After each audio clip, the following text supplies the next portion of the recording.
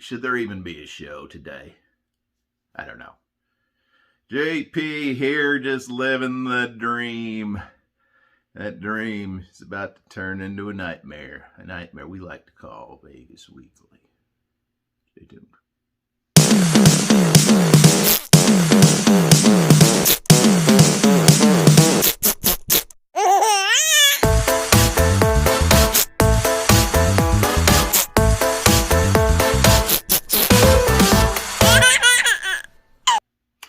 Hey everybody, welcome back to Vegas Weekly for a Saturday, May the 1st, 2021. Wasn't sure if there was going to be a show today. It's been kind of a rough couple of days. As you can see in the thumbnail, got my second shot a couple of days ago, and as with the first one, kind of hit me hard. In fact, probably a little bit worse. I wasn't quite as fatigued as I was the first time, but headache, obviously soreness, aches and pains, but glad to be done with that. Starting to feel a little bit better this morning, so I thought I'd go ahead and put together a show of sorts. And today's show's kind of about the vaccine, kind of about people who have not been back to Las Vegas in the last year and a half since the pandemic hit us, and what you should expect of your trip. So we're going to talk a little bit about that today. It's not really going to be a news segment and a tip segment. It's all going to kind of be one big news tip. May 1st, today, this is today, everybody, May Day. Happy May Day, Maypoles. I don't know what all that's about. It was a thing at some point. But as of today, Las Vegas goes to 80% capacity, which is not a huge deal for casinos. I've talked in the past about the fact that, you look at these sort of fire code capacity things, and most places never get anywhere near that number, but it's a huge boost to smaller bars and restaurants, which do get to that capacity very quickly. So we're looking at 80% capacity today. We're looking at 100% capacity the 1st of June. We're looking at an America in which approximately 30% of the population, over 100 million people at this point, have been vaccinated fully. And that number is only going to grow over the next 4 to 6 weeks. And hopefully, in addition, we'll start seeing some folks from Canada, Mexico, the UK, be able to make their way to Vegas as well, if we can start to see those numbers improve. Obviously, there's still a number of hot spots around the world, and our heart goes out to those folks that are suffering. And if you can help them out, please do. But I'm still not sure when my next trip to Vegas is going to be. I think probably it's going to be for my birthday, early September. I've been chatting with a few close friends who are planning to be there around the same time. So I don't know if I'm going to be able to make it back a month later for October. If so, it's probably going to be a very quick trip. But it would be great to meet up with so many people. But so that's kind of where we are. But I know there, obviously amongst the people that watch this, there have been people who have traveled to and from Las Vegas, multiple times this past 16 months or so. I guess it's been about a year, I think, since I think it was June that we started seeing some things reopen. So there have been a lot of people that have traveled, and a lot of people have made a choice not to, and that's a choice that I certainly respect. And now some of those folks are getting vaccinated and starting to feel like maybe it's time to go back to Las Vegas. And so today I thought I would tell you a little bit about how Vegas has changed in the last year or so, what to expect, and some advice about your travel to Las Vegas. But it's not a Vegas Weekly show without a cocktail of the week. And we've been giving PJ every other week off, and that means that today we have Vino, who always makes my video look very, very shabby by comparison. He's got a martini to share with us today. And so without any further ado, we're going to check that out. And then we'll be back with some advice about traveling to Vegas right now and in the near future. Take it away, Vino. All right, Johnny boy, thanks again for having me on the show. I want to give a big shout out to my buddy PJ and say hello to everybody out there in Vegas tips and tricks land. I'm going to be making you guys another absolutely fantastic cocktail today called the French Martini. All right, guys, I got my cheat sheet here. Let's do a little cocktail history, all right, guys?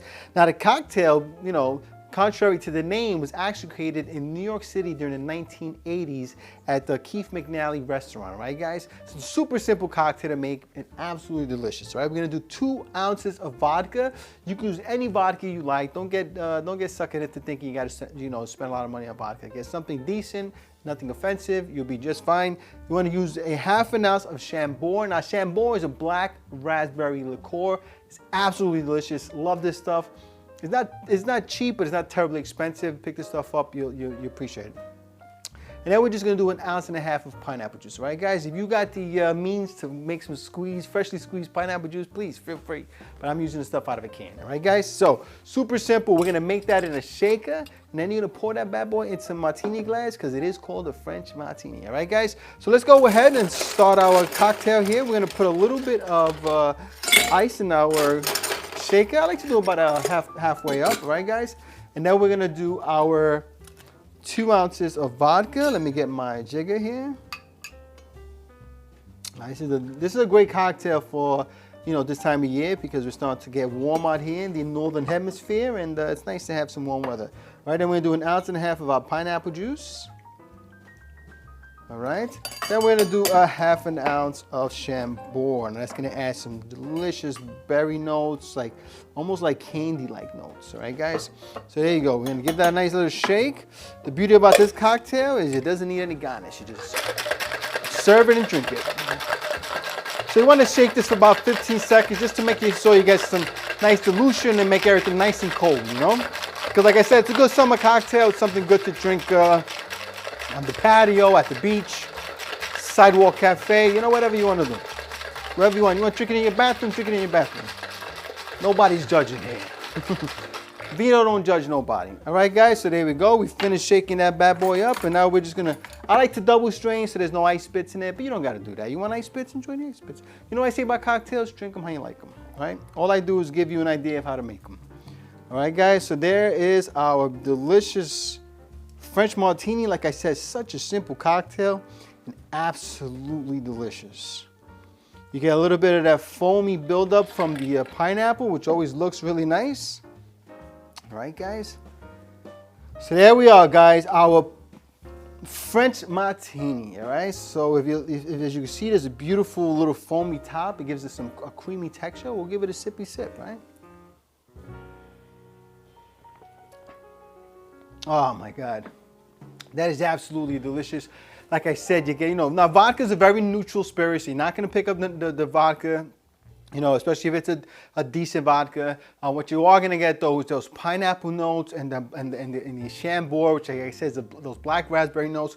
They play really well together. It's almost got like a subtle fruit punch flavor to it, and it's got the creaminess from the pineapple foam and stuff like that. This is absolutely delicious. Perfect cocktail for you guys out there in the Vegas tips and tricks land. So I hope you give it a shot, and make sure you check out my channel, and make sure if you haven't subscribed to JR's channel, make sure you do that. And I'll see you guys for the next cocktail. Cheers.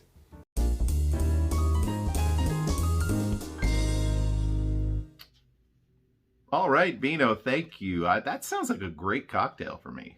I love vodka and pineapple juice. I don't think I've ever had Chambord, but I may have to pick some up at the liquor store and try that cocktail, because that definitely sounds right up my alleyway, so to speak.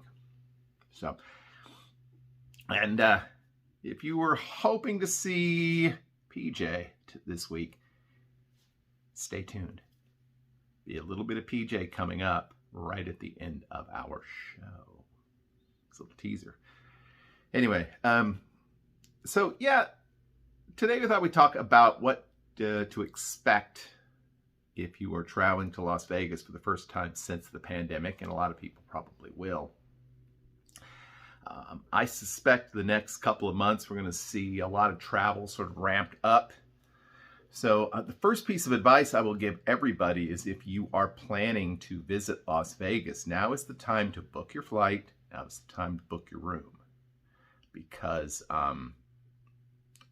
as the demand picks up, we're going to see more and more folks trying to access these limited resources, and you may end up spending much more than you want to spend if you wait. So first piece of advice, book as soon as you know when you're going to go.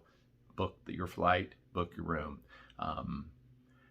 The number of flights over the past year have diminished from most locations, and that's not going to bounce back immediately. You know, the demand is going to hit before the supply increases, okay? And that usually means the prices are going to go up. Also,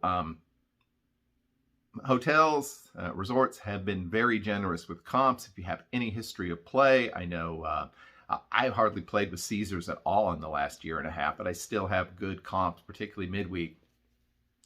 M Life, much the same. I mean, I couldn't believe they gave me 3 nights free at Delano. I mean, that was insane. And I still have similar offers. So get those, book those rooms, book those flights now, because it is going to change, and we are going to see prices go up, I have no doubt, over the next couple of months as things ramp up. What to expect? Well, your flight's going to be full. They stopped. The social distancing stopped on airlines about 2 months after it started, I think. Actually, when I went in October, they were not selling the middle seats, but now I'm pretty sure all the airlines are basically filling up the planes. So expect that. So that's not going to be a lot different. You are, I suspect, in most cases, you know, even if you're vaccinated, you are going to continue to be expected to wear a mask.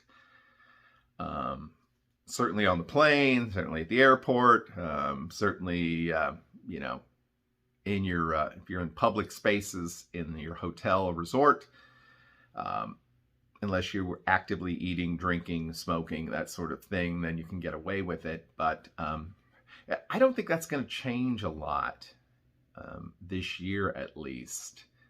We might see some relaxation outdoors as far as the requirements there. Maybe we'll see pools be a little bit more lax as far as asking you to wear a mask. And it's always been hit or miss, you know, people walking up and down the sidewalk. Even, you know, like I said, even back in October, when I went back, it was crowded. And, you know, their mask wearing on the sidewalk was very hit or miss. So expect that as well. As I say, I don't think that's going to change anytime soon. There have been issues over the past few months, and I guess I can even relate going way back 6 months ago with rideshare. There appear to be far fewer folks who are doing the Uber and Lyft thing, and so many people have experienced long delays at the airport, and in some cases have just decided to say, screw it, I'll take a cab. I think it's been within the last year or so that we have seen this sort of flat rate cab prices, at least anywhere on Las Vegas Boulevard. But they're kind of high. I mean, I think it's like $21 to Tropicana. You can almost walk to Tropicana, okay? But if you're staying mid-strip or up towards Sahara and Strat, where I think it's like $29, you know, that's not a terrible deal. And so it's good to know that information if you are having trouble getting a ride share. Again, expect things to start getting busier, but not so much during the week. I expect you'll still, if you arrive midweek, which, Sunday, Monday, leave, Wednesday, Thursday, Friday, you're still going to find a lot of places that are not open. So that's an important thing to check on, particularly restaurants, bars. That's been this case over the past year or so, because there just hasn't been the demand for it. When you look at Las Vegas and its sort of tourist history, it has relied a great deal on conventions to fill rooms midweek, and so far that has not been a thing that has come back. So I expect the weekends to be a lot busier, prices to go way up. Expect midweek to still have some downtime, to have places that close or have very limited hours. So that's a thing to remember. The other thing that's interesting, I think, and it may be a long-term change. We've all checked into hotels, motels, and whether it be, the Hilton or the Motel 6, and, we have to decide that we don't want maid service. And I think what we're likely to see going forward is more deciding if you do want maid service. I think that's going to be a thing. Obviously, they're going to clean and disinfect the room before you get there. But if you need additional service, you may need to say, hey, you may need, don't put a do not disturb sign, put a do disturb sign on your door. And I think that may be a thing going forward. And as I mentioned a little bit earlier, room prices have been great, particularly if you have played at all. So now is the time to take advantage of that and book those rooms, because I think, again, in the next few months, as demand sort of ramps up, we're not going to see nearly as great a deals on hotel rooms as we did before. So keep that in mind. Shows are slowly coming back. Particularly, I think by next month, we'll probably see several more start to emerge. I know some of the Cirque du Soleil shows are coming back, and we've already had some shows come back. And as the capacity rules expand, we will see more, but still not what you would have expected, a couple of years ago. Go to Vegas.com, not sponsored, but they'll tell you what shows are currently active, and generally give you a pretty good deal on that, or at least let you know what's available. So there's that. And like I said, I expect weekends are going to start being extremely busy, because they're already pretty busy. But I suspect midweek traffic in Vegas is going to be a little bit low for a while, until we start seeing some of the conventions come back. And we've had a couple conventions that have suggested they might be back soon. But and if you return to Vegas, basically everything's back open. The Palms was just sold to the San Manuel Casino tribe people, from what I understand. So I don't know when that'll open up. But if you haven't been to Vegas in a while, obviously Circa, an amazing property. Although I gotta say, that hotel tower just totally dwarfs downtown, almost makes it look ridiculous. But it's a great property. Virgin Hotels opening up there at what was the Hard Rock, and then later this month we'll see Resorts World, which I'm very excited to see. We did a whole show on it last week, so a lot of new properties there, and we haven't seen that much new stuff in Las Vegas in a decade. So anyway, if you're planning a trip to Vegas, I guess my big piece of advice would go ahead, book your rooms, book your flight now, because I think things are going to get more expensive. And be prepared for a slightly different Vegas experience, but one that, been a couple of times during this, and I still had a great deal of fun. And I think you'll have a tremendous amount of fun revisiting Las Vegas if you decide it's the right time for you. All right. You know, it's almost that time again. Yeah, it's almost that time when PJ does his trivia show. And we have a very, very special promo for that trivia show that we are going to share with you right now. I've won things on this. I won like Amazon gift cards and stuff. You can win things. You know, you can win free play. So it's a great deal, and it's a lot of fun people there. So PJ is here as well this week, sharing. Well, he is kind of there, but here you go. It's trivia time. Take it away.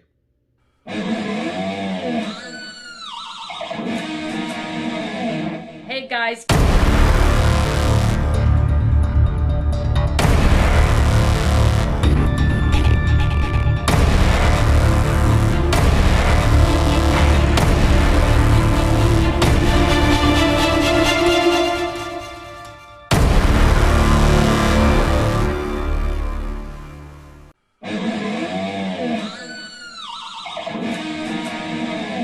Hey guys, Gambling Granny and Dice here from the Gambling Granny channel.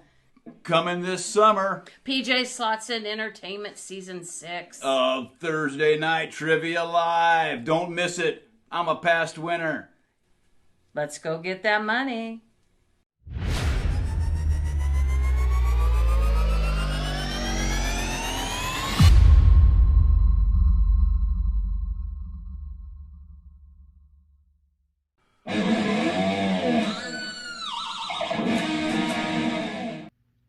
So there you go, a little taste of our good friend PJ. Definitely join us, because I will be there most times anyway, for the PJ's Trivia Contest. It's a lot of fun.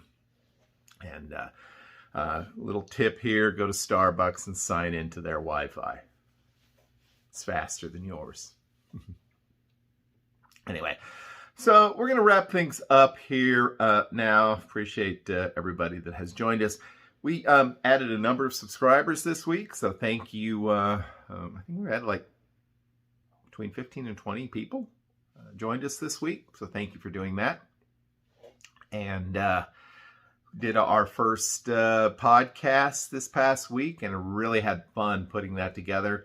I've been talking about doing it once a month. It might be more than once a month, because it was really a cool experience for me.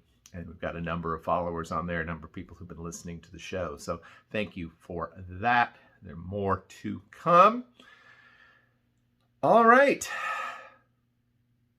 Yeah, I'm tired, because I've been tired for like 3 days.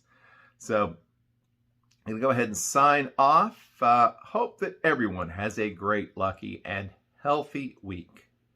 We'll be back on Wednesday with a Wednesday show this week. We'll be back next week with another episode of Vegas Weekly. Until then, take care of yourselves. We'll see you soon. Bye-bye.